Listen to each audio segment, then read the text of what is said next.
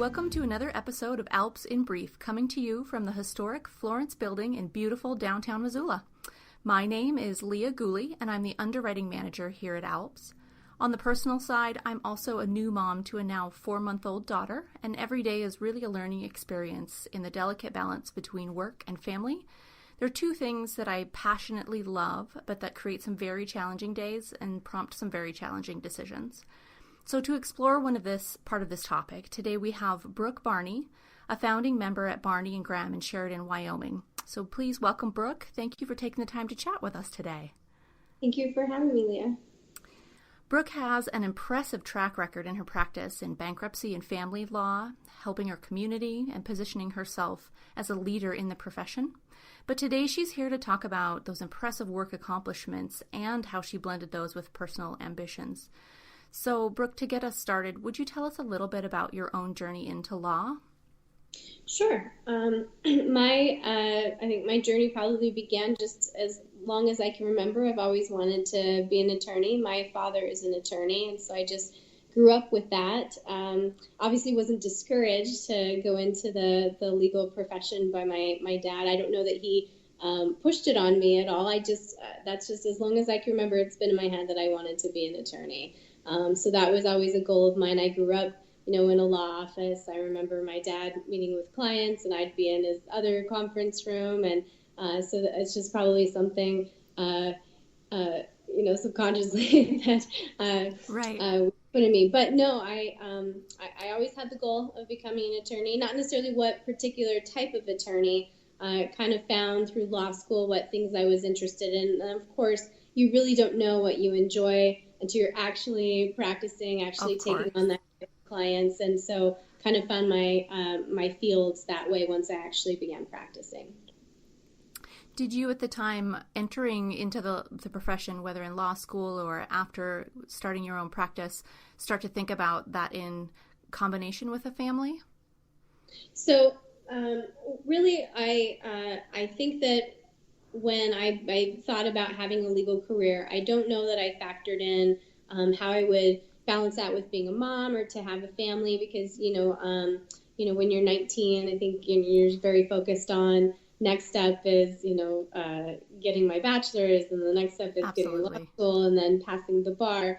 But of course, once you find your significant other, you get married, that definitely becomes more into focus. And I have 2 children. I have a 4-year-old daughter, and you just have your 4-month-old daughter. I have a 2-month-old son that I've just had. So Brand new, I have 2 kiddos, both of which were very much planned and anticipated. And so I really tried to mold my practice and make that conducive to the time that I was going to be having kids. And so I focused the majority of my early practice, probably 10, 11 years, on primarily family law or domestic relations. I've always been a guardian ad litem, so I've represented children in abuse and neglect cases and had a contract with the state for juvenile work. And then I've also practiced bankruptcies. When I was anticipating that I was going to try for our first child, I really had to plan that about a year in advance. Wow. Because when you're in litigation, trials around here in our docket, they get scheduled 9 months, a year out. Right. And so I didn't want to have a trial, if possible, when I was also going to be having a baby. So I purposely started scaling back on taking consultations for cases that I didn't want to accept and then be committed to having, trials all stacked up right when I was going to be having a baby. So I had that was how I did it. That was my planning to try to balance that litigation. And then, of course, resumed taking cases again once the baby was actually here. With my second child, I tended to kind of shift the type of practice that I've had because I found that with family law, it's a different type of clientele. Mm-hmm. They're more high maintenance. The clients just need you to be more accessible. So I've really tried to shift in the last couple of years my type of practice to more of bankruptcy. because I found that lends a little bit more to having a family. So again, anticipating having a second child.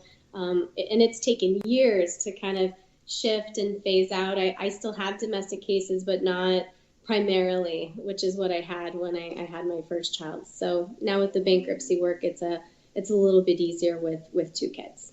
That's so interesting, and just something you don't consider. Certainly outside of the law profession, I don't think folks realize the amount of planning and strategy that then goes into starting a family. Right? I don't know if everybody's like that, but that's how I did it. I'm very much a planner, and so I knew that I couldn't have that type of caseload or litigation practice at the same time that I was trying to have a baby. At least I wanted to be able to focus on myself, my health.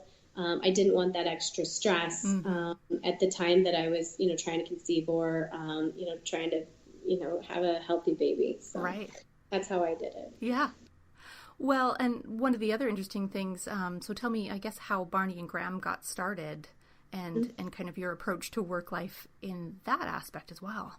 Sure. So I moved to Sheridan and because I accepted an associate position out of law school. And I practiced with an attorney here for probably about 4 years. And then my husband was working for a title attorney in town doing oil and gas work. We actually ended up practicing in the same office with my former employer. And so we actually decided to start our own firm. So we've been in business, I think 7 or 8 years now. So we decided to start. So I'm the Barney and my husband's the Graham of the Barney and Graham. We've now been in business, I think probably going on 8 years. And since that time, we've opened up a satellite office. So we're located primarily in Sheridan. There's another office that we have about an hour and a half away in Gillette, Wyoming. And we've hired 2 associates, and we just actually hired 2 more associates. So we're going to have 6 total attorneys in our firm. And so we've kind of grown from just Wes and I, my husband and I, to now having 4 other employees. So we're excited about our new hires. They actually are new moms as well. One just had a baby in September. I'm sorry, one had a baby in September. The other had a baby in October. So we're going to have 2 new babies come in with my 2-month-old. So okay. And I think part of the draw, I suppose, to our firm is we have a childcare center in our firm. So these new associates are new moms, and they're kind of looking to work part-time and still be moms. And I don't think that a lot of firms looking for new associates are interested in part-time new moms. So we are extremely flexible in our firm. We really highly value the balance of home life, prioritizing your family, and being able to work. This is what we do. It's not who we are. It doesn't define us. I very much enjoy my practice and really value working with my clients. But I also understand that really what is important is family and my kids. And so, I don't know if anyone ever achieves the perfect balance. I feel like it's more juggling most of the time than balancing anything. I once heard someone say, really, there is no way, to balance it all. Being a mom and being a practice, you're really, you feel like you're failing on one end, and so you overcompensate, and you're going heavy that end. Then you overcompensate on what you're lacking away, and that's why I see more of kind of the juggle than really a balance. But yeah, so that's something that we're excited about. We're having 2 new associates here starting, and what we have in place in our firm is a infinite work program, and so employees can bring their children to work, essentially their babies, and they can be in their office with them up until 6 months. And so that's kind of a step below of the childcare center. So, new moms might not want to put their baby with someone full time, and so they can bring their baby to work, have them in the office as long as they're not a disruption to the office or to other people working.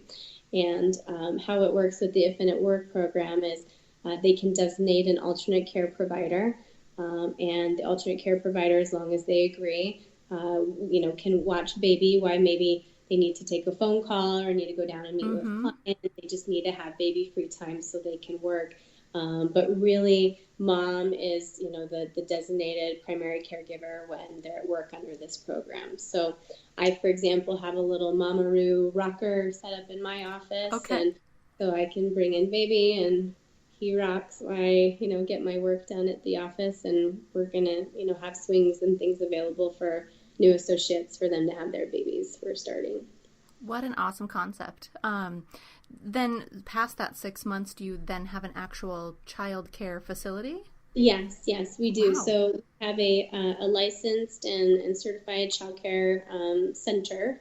So we have that available. I mean, that's available as well. Really, the state doesn't allow infants younger than 6 weeks to come in and be part of the child care center. So anytime after 6 weeks, up until kindergarten, we can have kiddos down, and it's actually located on site in our building.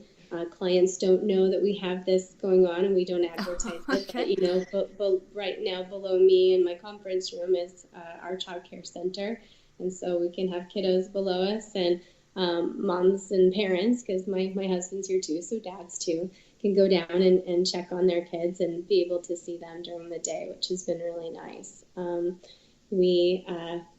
We really kind of ventured into that when we moved into this building about 4 years ago, and I was having my first child. We checked in with staff and other attorneys that we had at that time about what would be the best benefit to them, because we're still a younger firm, and identifying what people would like, retirement or healthcare, and really resoundingly everybody responded childcare. We had 2 staff with 1 or 2 year olds at that time. We had another associate attorney who also had a young child, and then we had our new child coming. So we decided we had the space, and it was a need of both staff and attorneys in our firm, so we decided to create the Child Care Center. That is such a unique and differentiating way to attract great talent, and take advantage of those folks who want some more balance, as we like to call it, or juggling, but not want to be full-time 60, 80-hour-a-week attorneys. Which kind of leads me into my next question. We've talked about in the past that law school classes are roughly 50-50 male-female these days, but overall there's just a large excess of women leaving the legal profession. Do you have any thoughts on what's playing into that specifically? Yes, I mean, I see for women, and I know that society is very different. The fathers, I think, of our dads, their contribution, I suppose, to childcare was very different than I think our husbands these days. Dads are very involved in helping, but I think it still falls to women to be the default primary caretaker. What I've observed is even with my female attorneys, they have a better job, better paying job than their spouses. They have probably more flexibility, but if the child is sick, it's them who's going to be taking work off. It's not husband. That's personally what I've observed as an employer. I've seen that with my staff. I've seen that with my attorney associates. It just always seems to fall to mom to take care of kid, and that's regardless of their status or their job position. So that's very difficult. So when we're talking about balancing or prioritizing, you have 2 roles, you have 2 responsibilities. You're an attorney, you need to service your clients, but you also have the responsibility of being a parent. And when you're trying to run your practice and service your clients, but your kid gets sick, or daycare ends at 5 o'clock or 5:30, yes. You have to check out. You have to go take care of your second job, your next responsibility. because there's no one else who's going to cover for you. And so what I found, again, when I was talking about planning for what type of practice I would have that would lend to having a family, what I found is your time is so much more limited when you have children. When you don't have a kid, you can put in as many hours as you want, and I did. I would work late, I would come in early, I would come in on the weekends, and it's just because that's what it took to keep up with the practice. When you have children, you are, unless you're going to completely put your kid on the couch and ignore them all night, but infants, they need more time, they need all of your attention. They do. It's so much more difficult. So it can still be done, but you have to find the hours elsewhere. You're up all night with the baby, but then you're gonna have to keep staying up to get in those 4 or 5 hours in the morning to work on your laptop, or stay up late after the baby goes down or your kids go down. So you can find the hours, but they're going to be, cutting into maybe sleep time or whatever. I've responded to emails with this new baby at 1:45 in the morning, and clients think that's odd, or I'm very dedicated to their case because right. I'm up at 1:45, responding to emails, but I'm up anyway, and that's when I found the extra hours and the extra time to work. So, so when we're talking about, to get back to your question, we're talking about why we see that. I think that it's a challenge, I think, for women, especially with the expectation for billable hours. Like I say, I think our firm is very unique in that we are extremely flexible. We prioritize the work-life balance.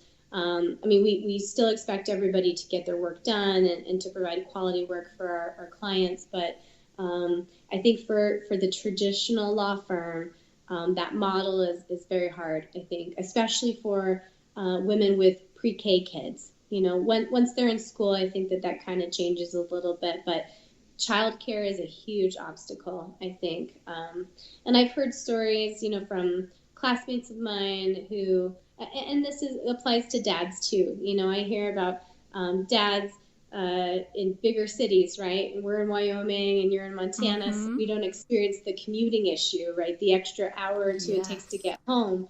But you hear stories about people, working, late at night, and then they drive their hour or two to get home just in time, maybe to catch reading a book before bed, and that's all the time that they really get with their kids. I've heard of that, even in Montana, in some of these bigger firms, with the expectations of how much they have to work, there really isn't any time with their kids, and you're essentially just paying for someone else to raise your children for you in childcare, and that's hard. And I think that, again, men and dads are much more involved, I think, with the raising of children, but it seems that it still, I think, falls to women and to mothers to be primary caretakers. And so that challenge is, once they start having kids, how do they still practice? And for these, two new associates that we have, it's because we're going to allow them to have a part-time position, and eventually they may go full-time, and they can, phase that practice back more into their lives. But yeah, I think that childcare, having a family and continuing to keep up with the expectations of the billable hour, that is probably a huge reason for lack of advancement for women in law firms, and also for women deciding to leave the profession. Right. So that does lead also then into kind of my next question. In this experience through your business model, in blending it with a child care center and a law firm practice, acknowledging these challenges that women specifically, and you have mentioned absolutely there's dads in the mix and it's a family juggle, but specifically women do face a little bit more of that burden, or what I've heard called the mental load, making sure that people have, the appointments on the calendar they need to have for shots, making sure there's groceries in the fridge type of thing that typically falls to the females in the relationship. In looking at your business model and trying to solve that from the piece of childcare, what have you learned out of that experience? Well, I found that us offering that benefit has definitely contributed to having employees stay longer. So I think it's been a benefit to the firm to offer childcare because I think there's more job satisfaction. Parents are able to focus on their work because they know their children are being cared for. They can personally go down and see their kids and check in on them, make sure they're doing fine, and get that gratification of seeing their kiddo. Maybe when they're feeling burnt out, they could go down and get refreshed, give their kid a hug, and then be able to come back up. So I think it helps with job performance. It's helped with longevity, with keeping employees here. And I think that people are happier because, again, they have that flexibility where they can bring in their infants. Their infants can be with them in their office. And then when they get old enough that they need a different type of care, we have on-site care so they can go down and do that. So I think that's the benefit that I've seen with implementing that benefit in our firm is it's helped the firm in our performance and with our employees. So it's been a good thing for us to do. Fantastic. Last and just kind of a closing thought here, it's definitely clear that starting or growing a family comes with these challenges. So for those thinking about kind of the future balance or those juggling their way through it now, any advice? Well, I think if you're planning on having a family and you want to stay actively in your practice, I think it does take some planning. It will help the transition, I suppose, if you plan. You need to have a childcare plan, a solid childcare plan. So I know that there's, at least in our community, and I'm reading about in other communities in the state, of just the difficulty of even getting childcare, getting into a center. Absolutely. So get waitlisted as soon as you're expecting to try to conceive. That way you can have the peace of mind of having childcare in place. Have a support system, have backups. If you can utilize family or friends so that you might have your child in childcare, but then they send them home because they're sick. You still have court, and so you have to have a backup. You need to have someone lined up that's going to help support you. So when they say it takes a village, to raise a child, it really does. So some people are fortunate than others to have a family and a big support system, extended family. If you have that, then that's wonderful to utilize. But if not, really try to facilitate and have those backups ready to go. So having a solid childcare plan is one, but I think also really evaluate what type of practice that you want to have. Certain, I think, areas lend a little bit more to being able to have a little more flexibility, I suppose, with having a family. If you're a transactional attorney, I think that's a lot easier, or I guess it will facilitate a balance a little bit easier. Yeah. You can still litigate. You can definitely still have a practice where you're going to go to court, but again, I think at least personally, I've been able to find the balance a little bit more by transitioning and shifting the type of practice I've had, at least while I'm having younger children. I see being able to phase back in when I can put in more hours because my children are older and can sustain themselves a little bit more. They're not so dependent on me, but so when you're planning, I think, just how are you going to do it? Logistically, how are you going to continue to practice? But when you have these other responsibilities, so having a solid childcare plan is key. And then thinking about, also just what do you want, and does your current law firm facilitate that? Do you still want to have the same level of practice that you have with many clients in the same caseload and keep that plus, having your kid, or do you want to have a little more balance with more home time? And so you just need to be honest with your employer so that they know what to expect of you after the fact, and hopefully that will leave in satisfaction on both ends. They're not upset because you're not having the same level of performance after you've come back from having baby, and you're having satisfaction with your job and still being able to factor in this new piece of your life and being able to have a family. So it's not easy. That's why they call it the balance. No one has the answer to really how do you do it, but at least personally, how we've made that transition for myself, our staff, and our other associate attorneys is to offer the flexibility and then to give them the peace of mind by having quality childcare on site. Well, those are truly words of wisdom, I think, to ask yourself what you really want and then see what options are out there, or in your case, create those options to meet the need and to support your firm. That's fantastic. Again, thank you so much for spending your time with us this morning. We think you're a rock star, and we appreciate everything that you've provided for us today.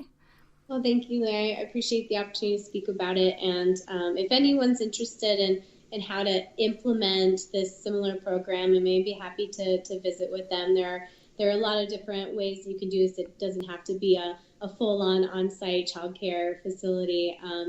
Even other ways of maybe providing that as a benefit to your staff is working, with other local childcare facilities, maybe subsidizing their own childcare, helping them, helping staff by being able to afford childcare. I know when we had staff who, we've been with us a long time. She's about to have her second child, and it really wasn't financially, it didn't make sense for her to continue to work if she's going to be paying for childcare with 2 children.